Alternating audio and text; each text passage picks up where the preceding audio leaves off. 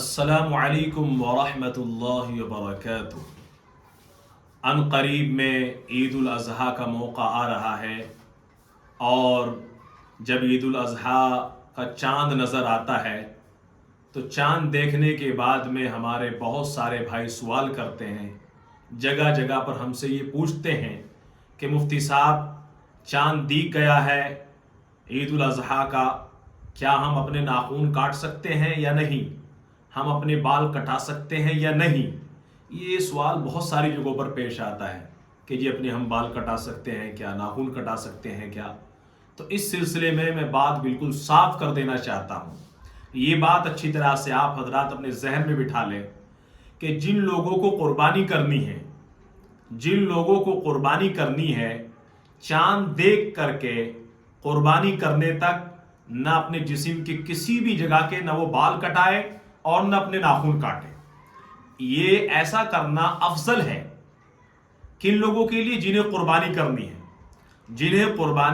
ہے وہ چاند دیکھنے کے بعد نہ اپنے ناخن کٹائے نہ اپنے بال کٹائے، نہ سر کے بال، نہ بغل کے بال، نہ زیر ناف کے بال، کہیں کا کوئی بال نہیں کٹانا، نہ ہی ناخن کٹانے۔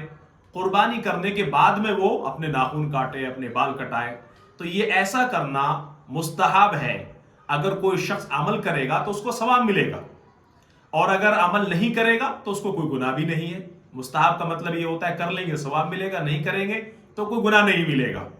اس لیے یہ بات صاف طور سے اپنے ذہن میں بٹھا لیں کہ جنہیں قربانی کرنی ہے ناخن اور بالوں کا کاٹنا قربانی کر کے ان کے لیے افضل ہے، ان کے لیے مستحب ہے، اور لیکن جنہیں قربانی نہیں کرنی وہ کبھی بھی اپنے ناخن کٹا سکتے ہیں جب قربانی کرنی ہی نہیں ہے۔ تو یہ ان کے لیے جنہیں قربانی کرنی ہے۔ دوسری بات یہ ہے کہ قربانی سے پہلے ہمارے بہت سارے حضرات ابھی سے ہی کوشش میں لگ گئے ہیں، قربانی کے جانور خریدنے میں لگے ہوئے ہیں، محنت کر رہے ہیں۔ اس موقع پر جو جانور بیچنے والے ہوتے ہیں وہ بہت زیادہ دھوکہ کرتے ہیں۔ اس لیے میرا کہنا یہ ہے کہ جب آپ حضرات قربانی کا جانور خریدنے کے لیے جائیں منڈی، تو آپ وہاں جانے سے پہلے اپنے ساتھ میں کسی ایسے ساتھی کو لے لیں کہ جسے اچھی نالج ہو جانوروں کے بارے میں، جسے اچھی جانکاری ہو۔ ایسے ساتھی کو اپنے ساتھ لے کر کے جائے تاکہ اچھے سے جانور کو دیکھ سکے، پرکھ سکے کہ کون سا جانور صحیح ہے، کون سا جانور صحیح نہیں ہے۔ آپ نقصان سے بچ سکتے ہیں اگر کسی اپنے اچھے جانکار کو اپنے ساتھ لے کر کے جائیں گے۔ کیونکہ ابھی کچھ زمانے پہلے ایسا ہوا، ہمارے ایک عزیز تھے حضرت مولانا مفتی جنید صاحب، وہ بتلا رہے تھے کہ جی ہمارے یہاں ایک صاحب بڑا مہنگا بکرا لے کر کے آئے، بڑا مہنگا بکرا تھا، اور جب وہ لے کر کے آئے اپنے گھر پر آ کر انہوں نے دیکھا تو اس کے نقلی سینگ لگا رکھے، دونوں سینگ نقلی لگا رکھے ہیں۔ اب بتائیے آدمی اتنا مہنگا جانور خرید کر کے آ رہا ہے، اتنی موٹی رقم دے کر کے آ رہا ہے، اور جب گھر آ کر کے دیکھے کہ دونوں سینگ اس کے بنا کر کے ایسے ہی لگا رکھے ہیں، تو آدمی جو پیسے دے کر آ رہا ہے وہ اس کی خوبصورتی کو دیکھ کر، اس کی تندرستی کو دیکھ کر، اس کے سینگ کی اچھائی کو دیکھ کر کے پیسے دے کر کے آتا ہے، اور جب آدمی گھر آ کر کے یہ معاملہ دیکھتا ہے تو پھر تکلیف پہنچتی ہے۔